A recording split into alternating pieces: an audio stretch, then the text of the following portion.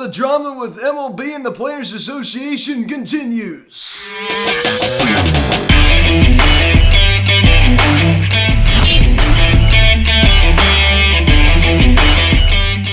Yo, what is going on, everybody? Welcome to Phillies and Steel Media, and today we're going to have our 7th weekly update of the offseason, as we're going to talk about some Phillies news and some all-around baseball news. Now, guys, before we get into this video, please subscribe if you have not yet. Please share notification bell. Please like this video, comment on this video, share this video, and let's get into this. So I apologize if my voice is a little bit, hoarse today. Apologize if my voice does sound a little bit different. I don't really think it does that much on here. The drama with Rob Manfred and Tony Clark continues. I am just so tired. I am just so tired of the drama, right? It's like watching a sitcom. I am sick of it. It's just all games. It's just not. There's no integrity in this whole situation. There's just not. It's all smoke screen. Run report says this, and the next day you find out they're in a meeting. It's just a mess. The whole thing is just a mess. It just gives us nightmares. Diehard baseball fans. The fact that these people are the future of our game. I mean, that is just scary. I mean, I think we can all agree that is just scary. I mean, like the fact that Tony Clark and Rob Manfred, two of the most net people in this situation, are the future of this game. You are in high-ranking authority when it comes to this game. You got Tony Clark, who's the head of the Players Association. And you got Rob Manfred, who is the commissioner of Major League Baseball. It is just a mess. It is just such a mess right now. It just makes me disgusted. It's just disgusting what's happening right now in Major League Baseball. They forgot about the game. I guess in 1846, when Abner Doubleday invented baseball, I guess he needed a CBA to play. So is that what I'm gathering? So I guess Abner Doubleday in 1846, I guess, needed a CBA to play. Now, of course, that is sarcasm right there. But my point is that they forgot about the game. They have forgot about the game, ladies and gentlemen. Kick out the first bit of news this week as former Phillies third baseman Franco agrees to a minor league deal with Mike Rizzo and the Washington Nationals. So another former Phil heading to the nation's capital on a minor league deal. You had Cesar Hernandez sign there right before the lockout took place, and now Franco reuniting with Cesar Hernandez in the Washington Nationals organization as he inks a minor league deal. Now, we all know he was cut from the Orioles this past year, and then he signed a minor league deal with the Atlanta Braves. Now he's with the Washington Nationals. Of course, a guy that was not tendered by the Phils at the end of the 2019 season, goes to the Kansas City Royals in 2020 in the shortened season, does pretty well, and they don't bring him back. And I'm sure they were, happy not to bring him back after the season he had in 2021. Definitely not the best. Defense really went downhill. When he first came up, his defense actually wasn't that bad. He's another guy I talked about. I made a video on Thursday night about, the failures of the Phillies, and he's a name that came up, right? A guy that had a lot of hype. I mean, he had a lot of hype. Former number one prospect in this farm system, another guy that did not pan out. And had a really good 2015 season up until he, broke his wrist when he was hit by a pitch against Arizona Diamondbacks' Jeremy Hellickson, right, who eventually would go to the Phillies the next year, right, and we traded him to the Orioles in 2017. But anyway, he never was the same after that. He never was the same after that. Some glimpses here and there, but he never panned out. And another name of the Phillies, organization that did not pan out, just, add him to the list. So now he goes to the Washington Nationals on a minor league contract. Also, this past week, it marked the 17-year anniversary that the Phillies selected outfielder Shane Victorino, the Flying Hawaiian, in the Rule 5 draft. And we all know that he was originally with the San Diego Padres, right? Remember the San Diego Padres, and then he comes over to the Phillies in the Rule 5 draft. Definitely one of the most significant acquisitions and one of the most impactful acquisitions the Phillies have made over the past 20 years. No question, right? That grand slam off the CC Sabathia in the NLDS in 2008. That was just unbelievable, right? So many memorable moments. He had himself a great career in a Phillies uniform, and of course then he went to the Dodgers for the half a season, 2012. Then he went to the Red Sox. Then he spent a little time with the Angels in 2015. That was the end of his career. Then he signed a minor league deal with the Cubs in 2016. Then he was cut, and that would pretty much officially end his career. But I just want to take a moment to recognize the contributions that Shane Victorino, gave to this Philadelphia Phillies organization, right? I mean, he was a huge asset. In the runs, 07 to 2011. Of course, as I said, did leave us in 2012 in the trade deadline to the Dodgers. Right, and another former Phil that went to the Dodgers that I talked about.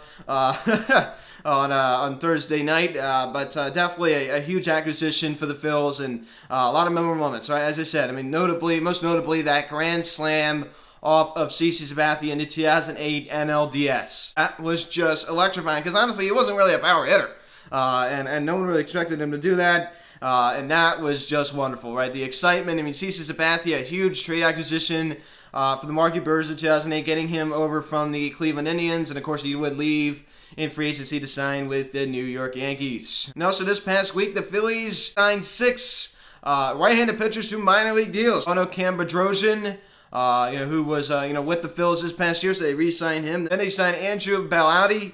Then they signed Tyler Sear, Joe Gatto, and Jake Newberry, and they all received invites to spring training. So that's the thing that's wonderful about this lockout is that they're still able to make moves, minor league moves during this lockout, because it is separate from the players' union, which is just wonderful. So that's why you're still seeing minor league signs go on. I've already talked about this before, but if those have not heard, that is why, right? That is why. Welcome back to Philly Cam Bedrosian, and welcome to Philly, to his other 5 right-handers that the Phillies signed. Also this past week, there's been a lot of concern, right? And I partly understand it, and people are annoyed, and believe me, I'm annoyed too. The future of baseball, and what's happening right now with Manfred and Tony Clark, and it's just a whole mess. And, Bryce Harper said something on 94 WIP last month, shortly after he was awarded NL Most Valuable Player, that I thought was very encouraging, right? Every player is a part of the Players Association. Of course, some of them are higher-ranking members, like Andrew Miller. He said last month that he has no doubt that the season will start on time. So that's very encouraging, right? And he has inside information. That he's it partly represents the Players Association. Do you think they want another season of prorated salaries? Absolutely not. Like they had in 2020. I mean, I guess like the Bryce Harpers, Mike Trouts, of the world, the Mookie Bettses of the world, Frankie Lindors of the world, they won't really be hurt, too much financially. When you go down and take a look at the, the guys who aren't really getting paid that much, like the Juan Sotos of the world, the stars, and then I have to be a star. This is the guys that are, not really making much money. Yeah, I mean, this is really going to impact them. They can't afford it, and the owners can't afford it. People are thinking, like, oh, no, they're going to wait it out. Like, no, I just can't see that happening. So it's very encouraging to hear from Harp. Of course, that is just his opinion. And also this past week, more, MLB and MLBPA drama. They are expected to discuss a deal come after the new year in January.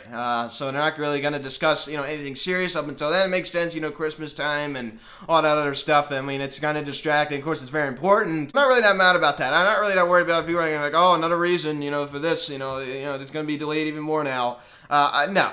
Meetings would have just happened. But after the winning meetings, usually, very little moves take place. Typically, on an average year.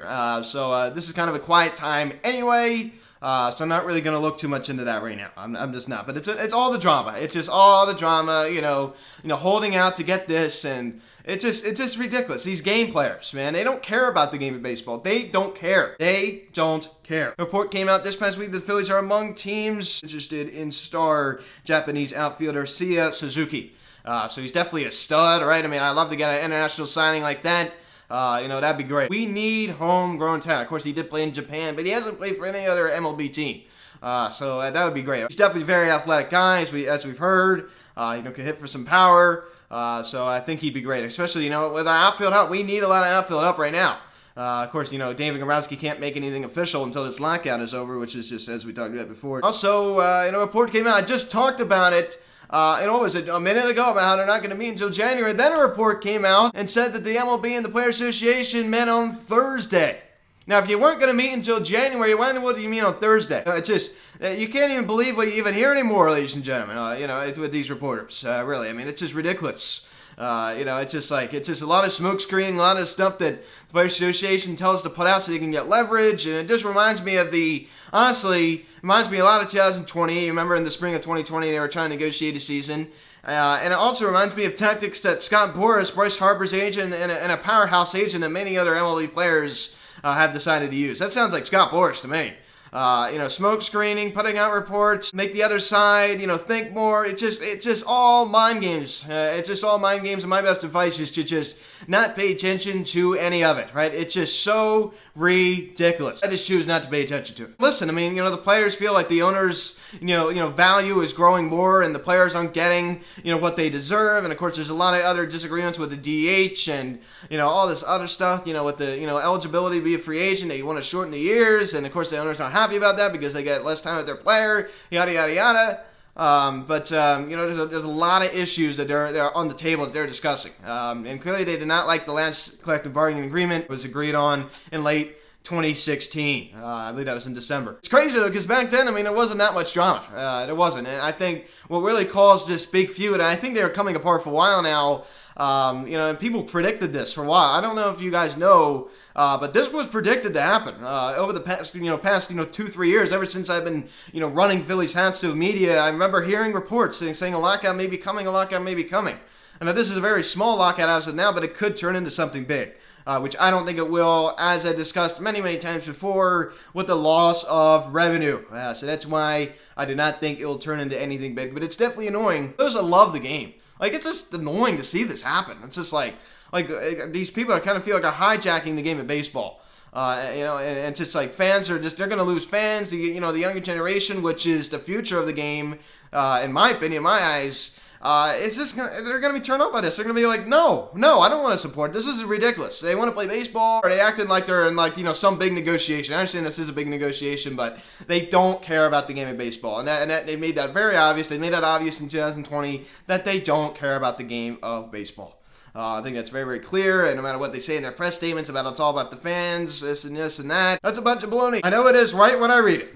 So that's pretty much it for this weekly update. Just another, reminder. Of course, you are seeing me on YouTube right now, but you can also find me on Apple Podcasts, Google Podcasts, and Spotify. And for those who are listening to me right now on Apple Podcasts, Google Podcasts, and Spotify, thank you.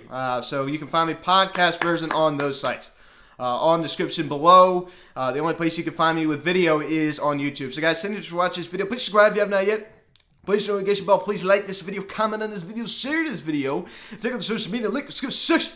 Phillies Hats Media, Instagram, TikTok, whatever it's Instagram. Follow me on Twitter at PHatsMedia. Call or text 267-225-3392. Email me. PhilliesHatsMedia@gmail.com. So that'll do it for this week's Sleepy Update. Hopefully Jack Fritz coming on Wednesday, right? I've said that the past 4 weeks, but hopefully, right? Hopefully. I'm not going to make any guarantees this time, but we're both very, very busy guys, and we got busy schedules. I get it. But nevertheless, I will see you sometime this week to make a video. So guys, thanks for watching. I'm Luke, and I'll talk to you later. I'll see you guys.